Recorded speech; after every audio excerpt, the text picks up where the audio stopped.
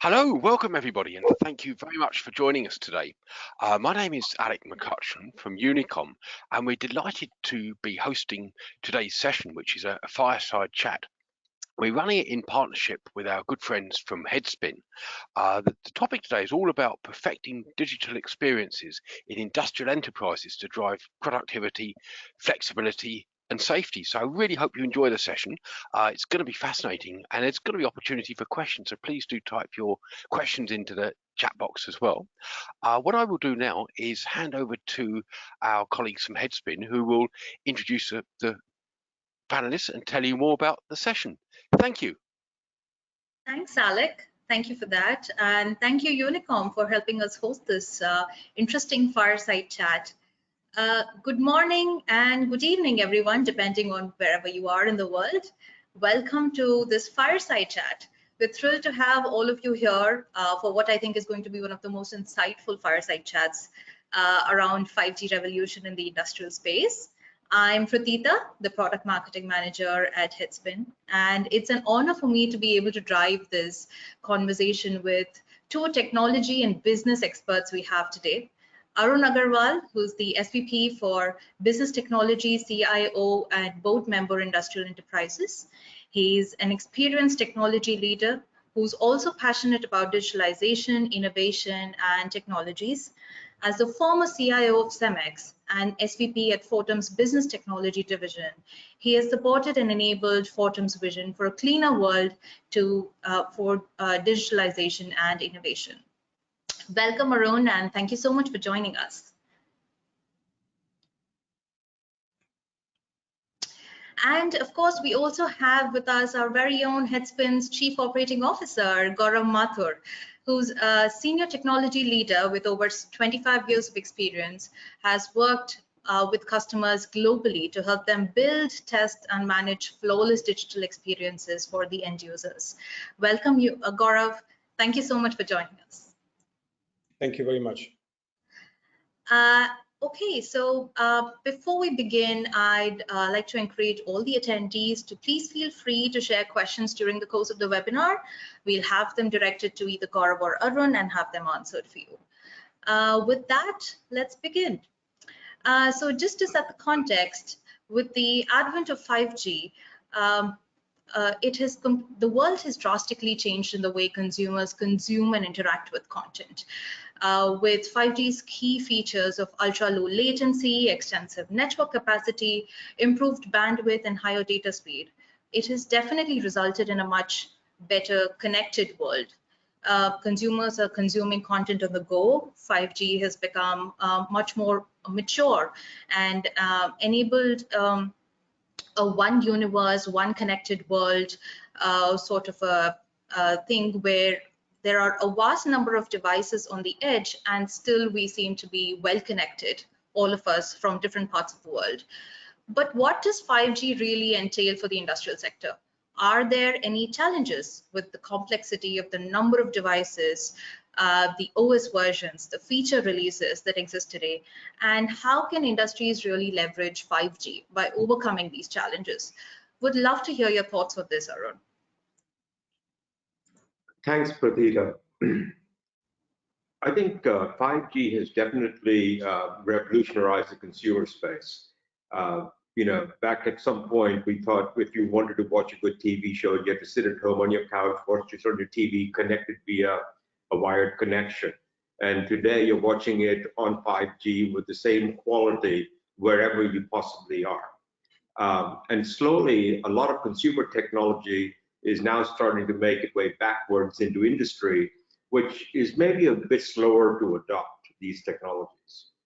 But we're starting to see in industry adoption of 5G, and you're starting to see this in various industries, and you're seeing new products coming out. You're starting to see telco companies tailoring their 5G network to sell network slices to various companies that want to have a private 5G network to connect different locations, to connect different devices, to enable different applications for the users.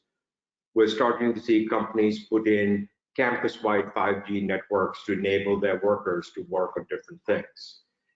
And with all of this, they're putting out a lot of new devices. So on one side, they're connecting IoT gateways, IoT equipment to send data back.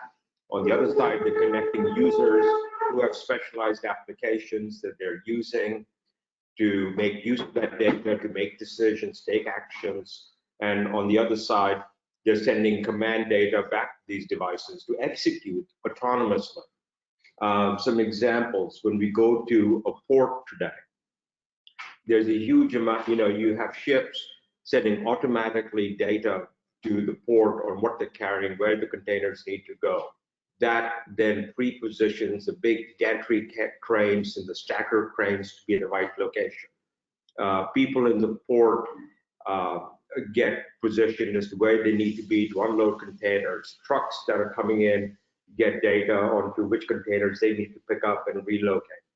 And all of that is connected through a web of systems, devices, and data, and applications for users. When we go to a power plant today, there's actually very few employees. There's a 5G network very often, or a Wi-Fi network, and a Wi-Fi network sometimes doesn't work as well because the size of a power plant, that the 5G is a better, more secure solution. And almost everything in that plant is remotely monitored, remotely operated. When we go into the logistics business, you have thousands of drivers driving trucks every day, connected over 4G and 5G networks, being told where to go, where to deliver a product, being able to have the dispatcher track the truck in real time, maintenance being able to track the performance of the truck, safety being able to do that, customers being able to do that, being able to take proof of delivery, whether that is pictures, etc., in real time, and initiate billing processes when deliveries are done. So we're starting to see 5G starting to change industry. And industry is new in using this huge distributed system. And the applications they're building are becoming very complex. So there's a lot of testing that is needed to make sure that everything works perfectly.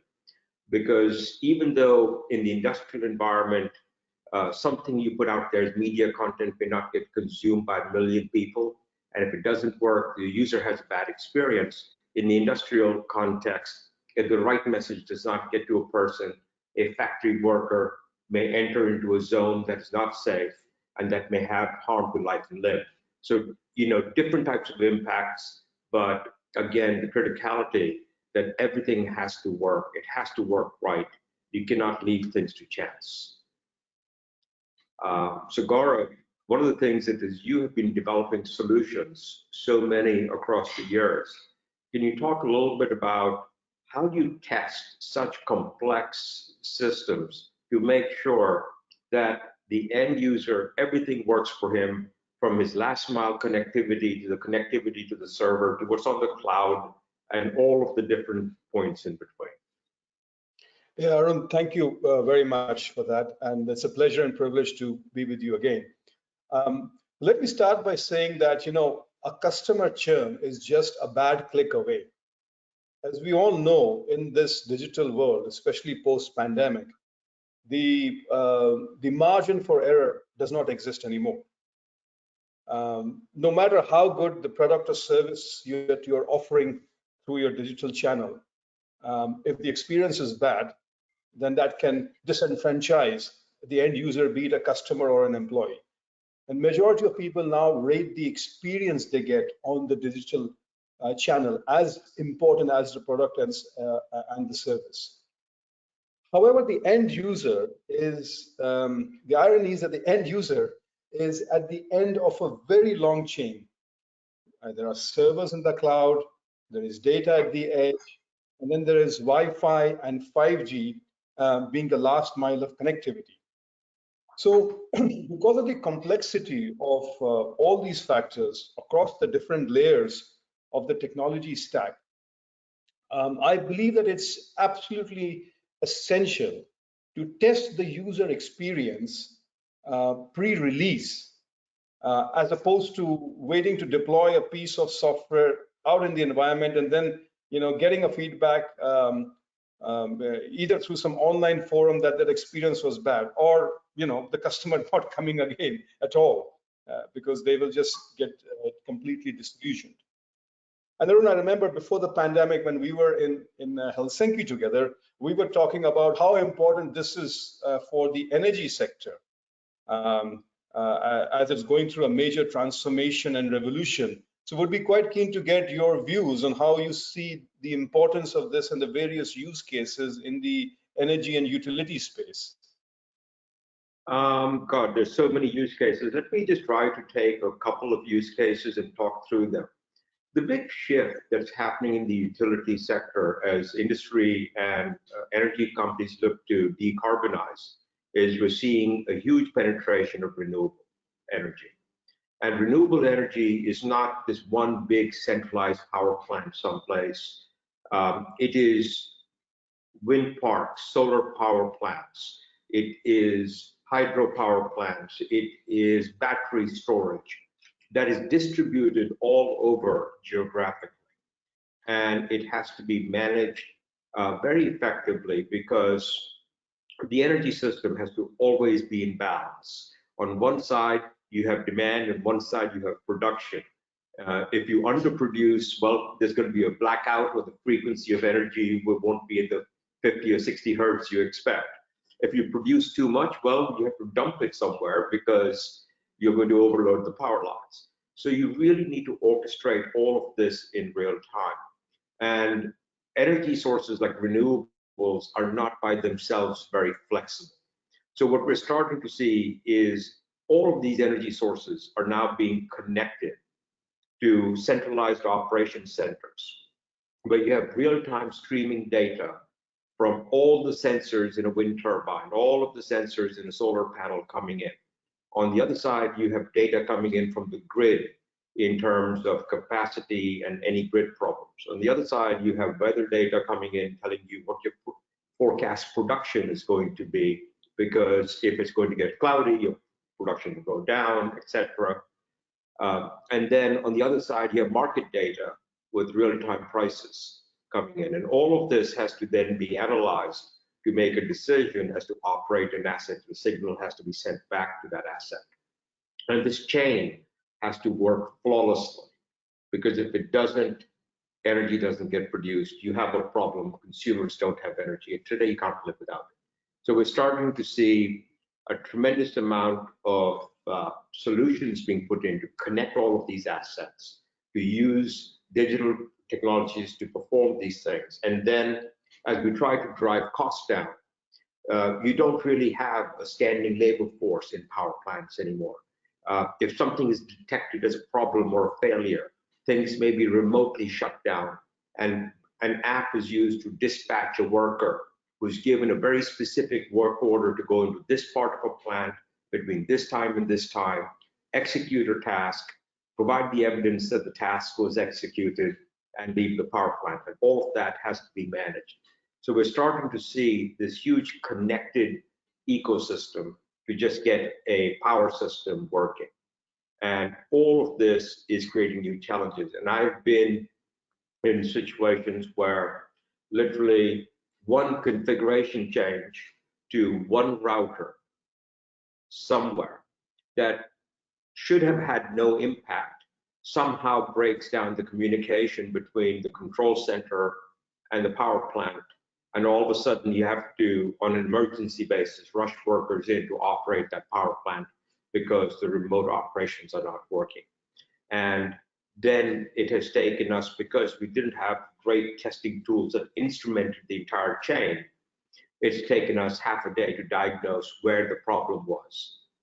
And when the problem is an intermittent problem because of incompatibility between two networks and an app and a piece of device, it is hell to find that answer.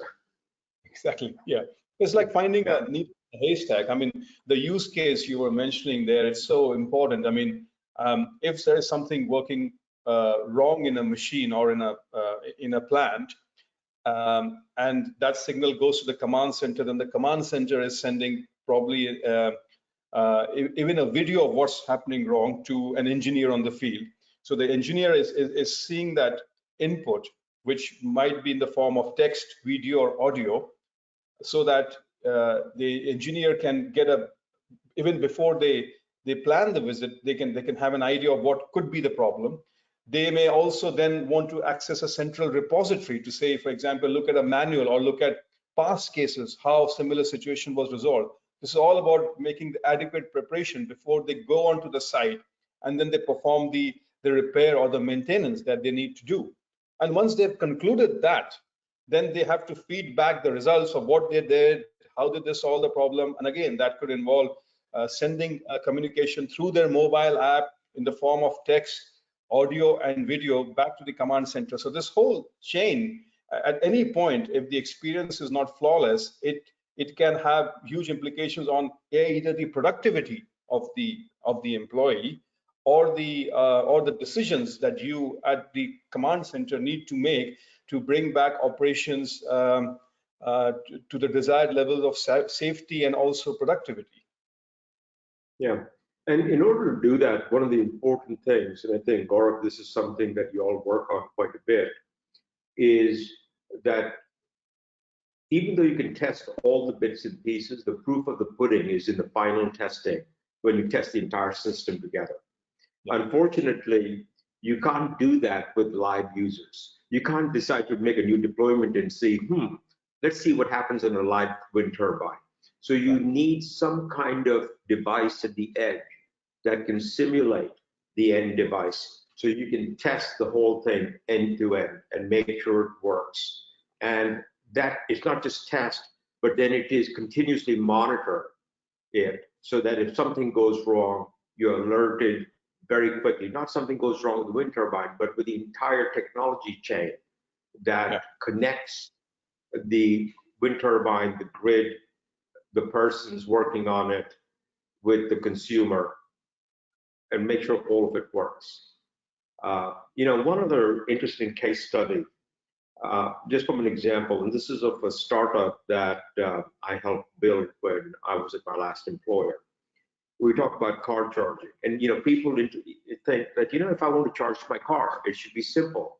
I drive up to a charging point, I put a card in or something like that, and I plug in my car and go. Unfortunately, the car charging industry quite doesn't work like that. As a consumer, when you go to a car charging, you're normally using an app to get there. And that app is generally provided by something what we call a EMP, which is a type of provider that aggregates all of the different car charging stations in a region onto a nice, usable application. When you go there, you say, hey, I want to use this car charger.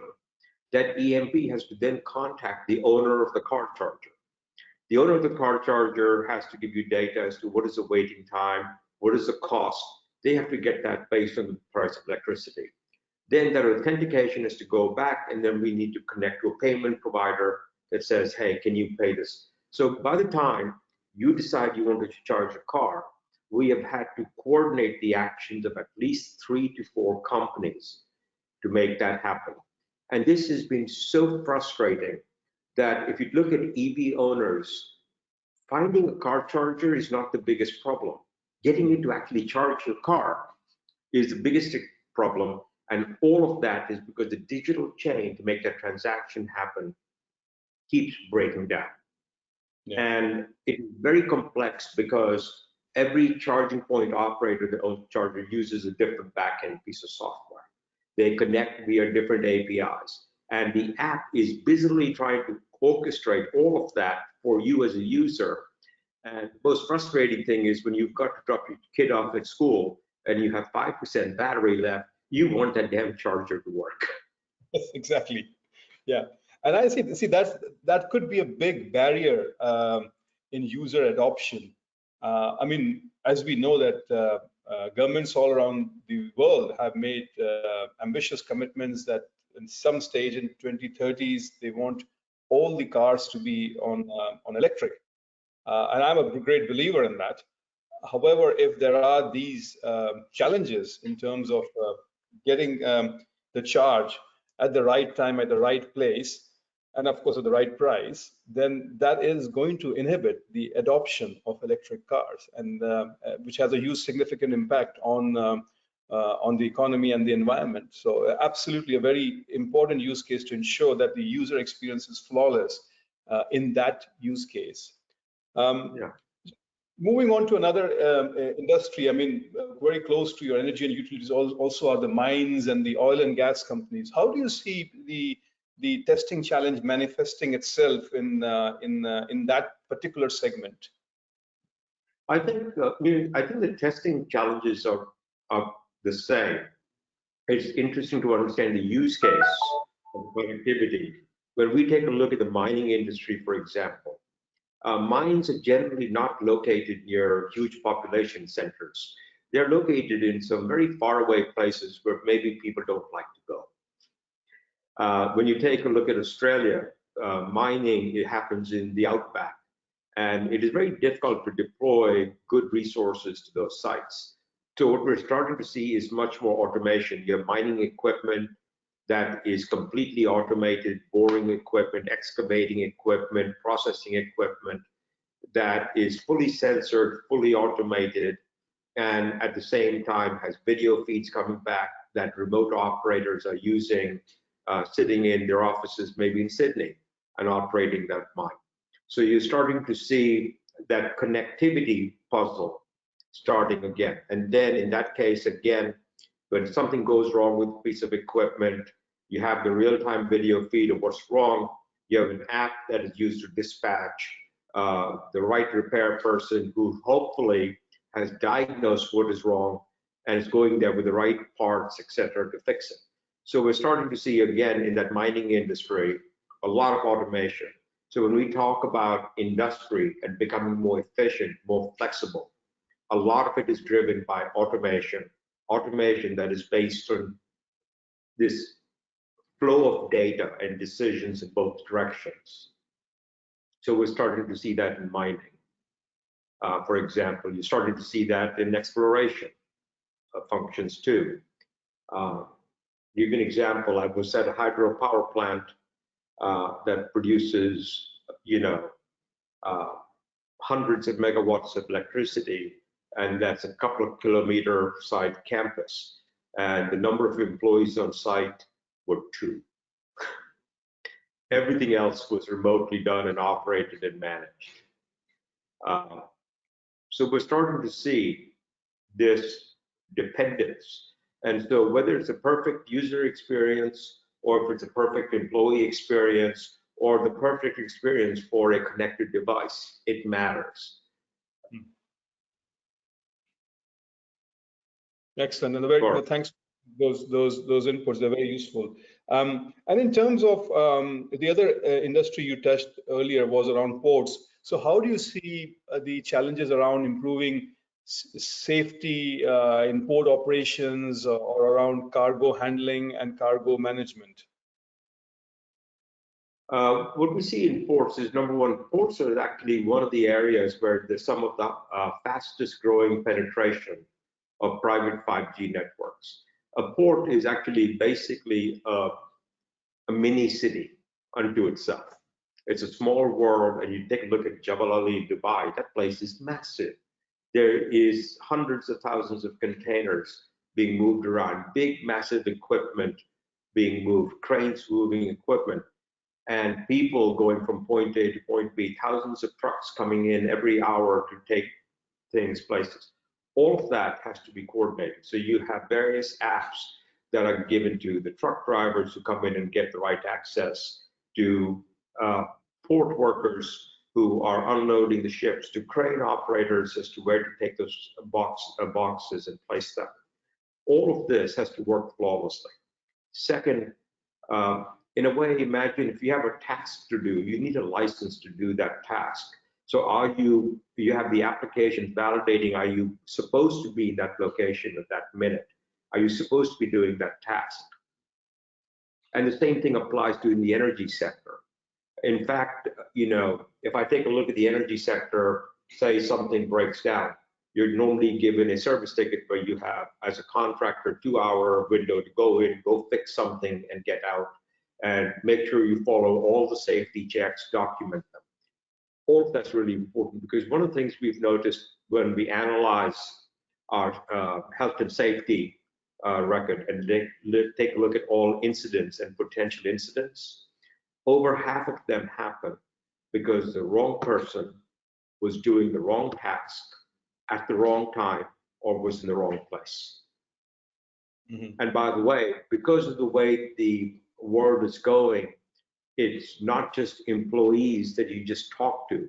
You have hundreds of contractors. So you need technology to coordinate all of them, to check up on every little piece, to go through the checklist, to provide them with real-time video feeds, monitor what they're doing.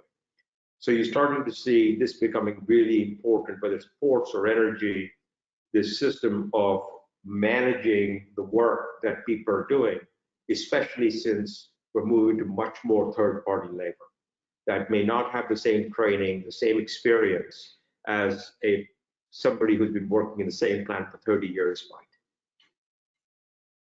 Yeah.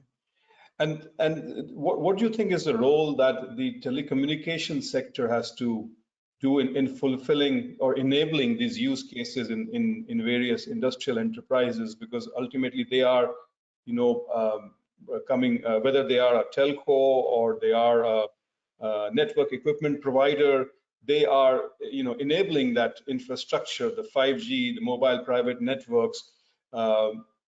What do you see their role and their business imperatives in making sure that there is wider adoption of these technologies that the industrial enterprises require?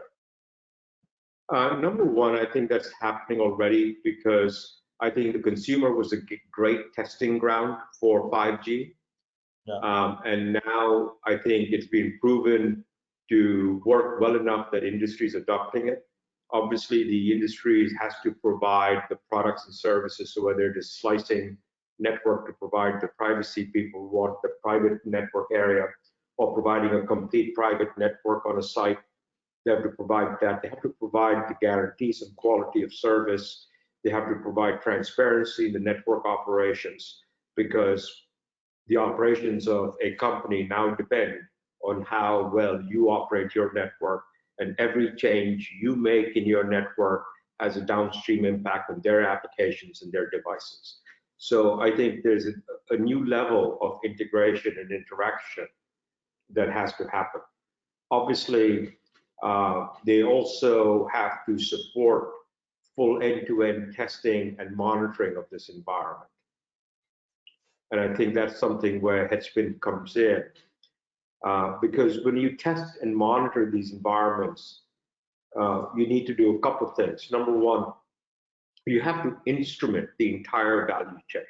You have to instrument the servers in the cloud to the connectivity from the cloud to the local point, from the local point to the end user, and then the device that they're using itself, or the machine, and what is, the gateway on that machine. You have to instrument the entire value chain, and you need to be able to test hundreds of these things through all the time in different locations, because you don't know what's going to be different. And you need real-time data from all of this so you can diagnose the problem in seconds and fix it. So I think the telco providers need to be part of that solution, so that these types of solutions allow you to go in and run all these diagnostics, because otherwise industry won't have the confidence to move to these new technologies. No, absolutely. And let me also share with you a couple of examples of where we are working with telcos. So we work with a number of telcos globally. Like with one of the telcos in the US, they have set up a 5G hub at one of the airports. And in that hub, they've worked with a cloud provider who has given a solution for edge compute on the edge. And they wanted to test what is the quality of gaming experience, as there are users transiting through the airport.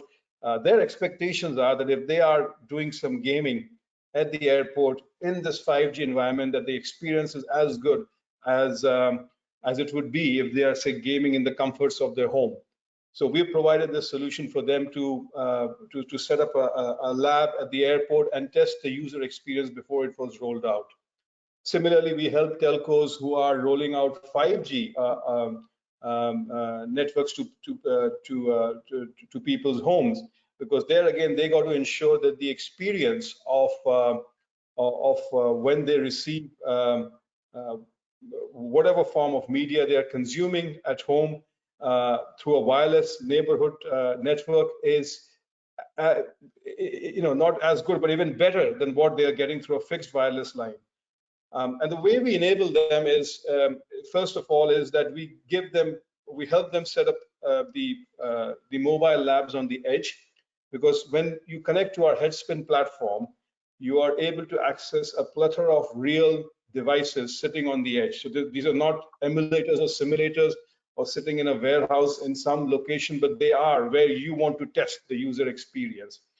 And there could be different forms of devices: Apple phones, Android phones, different types of browsers, smart TVs like Roku TV, Samsung TV, etc. Because your users are consuming the applications in a different manner. So it's important to ensure that the experience on the different device through which they're consuming is flawless. And then once the test is executed, our data science platform provides insights on more than 130 business KPIs, which helps determine, what's going wrong, either at the application layer, the operating system layer, the network layer, or the device layer, and effectively do a root cause analysis and help you find the needle in a haystack in terms of where you need to go and fix the issue to improve the user experience. And that is something that we have perfected working with large global enterprises, be it digital natives, telcos, gaming companies, auto companies, retail companies, banking, financial services institutions. And we see a lot of use cases based on what you mentioned, Arun, emerging in the industrial sector as well. Thanks. I think, Gaurav, our time is kind of coming to an end. Sure. And for me, as I participate in this, one of the questions I have is maybe more for the audience who's joined us. I'd love to hear, if you're a company that is either a telco that's providing this connectivity to your customers, or you're a gaming company or a media company that is very heavily dependent on that amazing user experience, or you're an industrial company that started to deploy Industry 4.0 type concepts with your automated factory floors, with fully connected knowledge workers. How are you testing all of this works? How are you making sure in real time nothing breaks down? I'd love to hear how you're doing it today, because this has been a challenge that I have struggled with in various roles I have played. It would be great to hear that, and Gaurav and I would love to understand what you're doing today, and potentially see if some of the solutions we have talked about would be a good fit for that. Okay, so while we have our attendees respond to your question, we also have some questions coming in. So here's the first one. It says, with a spectrum like 5G, while testing may be essential, there are a lot of emulators or simulators in the market that mimic the real world user scenario. Why do you think real devices are essential, considering the huge infrastructural investment that is required for it?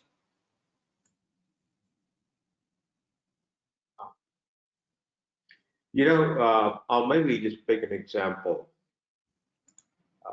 Apple has a huge team of developers, and software is the core of their business. And they do extensive testing on the software that they build. However, whenever they end up deploying a new release of their software in the world, somewhere in the world, something doesn't work. And so nothing replaces real edge testing in different cities, in different countries, in different locations. And even with that, they still find flaws. So that's why I think you need to do this, because you don't know what problems you're going to face in different countries. If you take a look at the problem I mentioned with the power plant, everything on the surface looked fine. That the upgrade to that network component should not have created any issues. And what did we find? Incompatibility with some software running at one power plant somewhere, and that power plant cannot operate anymore or cannot accept commands remotely. And you're not going to find that if you're not doing this end-to-end testing at the edge. Gaurav, thoughts? No, I absolutely agree with you. And we have seen that in a number of use cases that our customers use us for. Let me give you an example. I mean, if you are trying to grow through across different channels, it's important to ensure that, for example, if you're a media company, that your players are compatible with the different devices in which a consumer is using them. Because if you are not able to ensure that your player works with a certain endpoint device, be it a Roku TV or a Samsung TV, then you've lost that target addressable market completely. So, imperfections out here can have significant impact on your ability to capture the market and grow your revenue. And I think that is why, there is a strong business case to do edge testing using real devices to ensure that you can successfully meet the expectations of your users on the edge and grow your business, and at the same time get the productivity you need to have faster and cheaper software deployment and development life cycles. Yes, I think if there's one thing that we know is lab testing is not going to work with 5G, with so many different devices at the edge and different network infrastructure across geographies, across the globe. So yeah, thank you for that. We have one more question coming in. It says, why would a telco company be interested in testing the performance of a digital native app, something that consumers use? Wouldn't that be something that mobile app companies invest in? Gaurav, maybe I'll try to give a couple of scenarios. Number one, a lot of mobile companies, service providers, are actually also app providers. They create digital apps, digital content they want their consumers to use because they want to get that part of the revenue base. They don't want to be dumb pipes, okay? So they have to have this type of testing available for their own applications. Second, if I am a telco, my performance is not measured in some abstract way by the number of bars and the quality of the signal. It is still measured by the end user taking some of the most commonly used apps, whether it is Facebook or Netflix or something. And if it works well, he says, yeah, my connection with Vodafone or with Deutsche Telekom or with AT&T is great. And if it doesn't work and it's stuttering and all that, he's like, I don't like my telco provider. So they have every incentive to test some of these very common digital applications before they roll out any kind of updates to their network, whether they're changing some of the core software that operates their network, changing the configuration, routing of signals. They also want to test it. And when they do that, they have to put in the test infrastructure. The question I have is, one day, will the telcos open this test infrastructure they have to create and put in to the digital companies with the digital apps so they can actually help them do the testing also? Because if they have the infrastructure, well, let the digital providers use it too.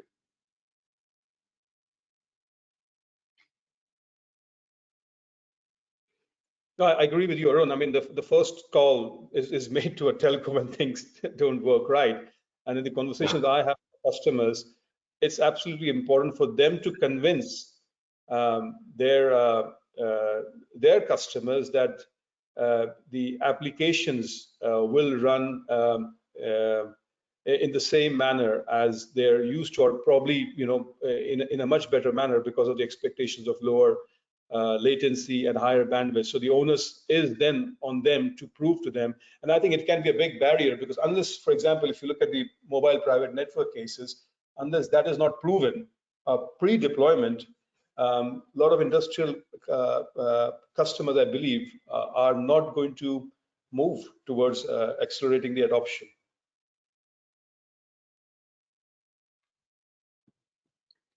Okay, and then we have one more question from Deb. Says, nice to see you, Arun and Gaurav, while we're handling a huge amount of streaming data. What is your point of view on security posture and design principle in terms of security? Any top level best practices you'd like to see being implemented, since security seems to be a big concern now? Deb, great to hear you again. Security is a topic we could go on forever, but I can tell you in the industrial space, it's absolutely critical. The data streams that we're sending in the industrial space, especially in the energy sector, have to be safeguarded because changing those data streams opens us up to either getting bad data in. To give an example, if the data stream from a hydropower plant telling us the water level in the reservoir is off, we can technically, and somebody can say it's steady and open the gate, and all of a sudden we're dumping water downriver that we don't know, which could cause flooding downstream. So a man-in-the-middle type attack that basically messes with that streaming data coming back to us, or the command signal data going back down, could cause a huge malfunction. So we have to be very careful about security. And part of the reason I think 5G is becoming more popular because it is inherently more secure than Wi-Fi networks. And it's not possible to get wired networks to every location you want to get to, or it's too cost prohibitive to do that. So what we would love to see is much more attention to security by design, and also the ability to test that security to ensure that people have the confidence that this is going to work. Because when it comes to executives who are not technology focused, they always look at this from a risk perspective, and they have to be convinced that they're willing to accept the risk, or the risk level is actually lower by implementing automation and all of these types of streaming technologies that move data. Dev, excellent question. And I think recognizing the security need, we have built our platform and offered flexible deployment options, including if you wanted a solution within your firewall, totally air-gapped on your premise, we provide that, as well as secure cloud solutions to make sure that all your security and privacy requirements are met in a compliant manner. Okay, I think, Pradita, we have time for perhaps one more question. Just one last question we have. This question is, so it says, we as a company have invested a lot in real devices like mobile phones and tablets and laptops for our testers to test. So we basically already have the infrastructure. Does Headspin have any capabilities that allow us to use our existing device infrastructure and still use your platform for testing purposes for insights? Yeah, I'll take that. No, absolutely, we have. And we have a unique solution which we call Create Your Own Lab, where you can actually bring your own devices and you can connect to our platform and get all the benefits of executing the tests from remote locations, and get all the benefits of the data science we provide to help you perfect your user experience. And we build that solution specially recognizing the use cases that we saw with the customers to address the point that they already have the infrastructure. Absolutely. Perfect. I think with that, we've come to the end of all the questions. Alec, I hope I've covered all the questions. Thank you very much indeed, Pratisha, and thank you, Arun and Gaurav. It's been a fantastic session. I just really want to wrap up by thanking everybody for attending. It's great to see so many people here today, and we will in due course with our friends at Headspin be sharing the recording. So I really hope you enjoyed the session, and we'll see you again in the future. Thank you very much indeed. Bye. Thank you. Bye. Thank you, everyone. Bye. Thanks. Thank you.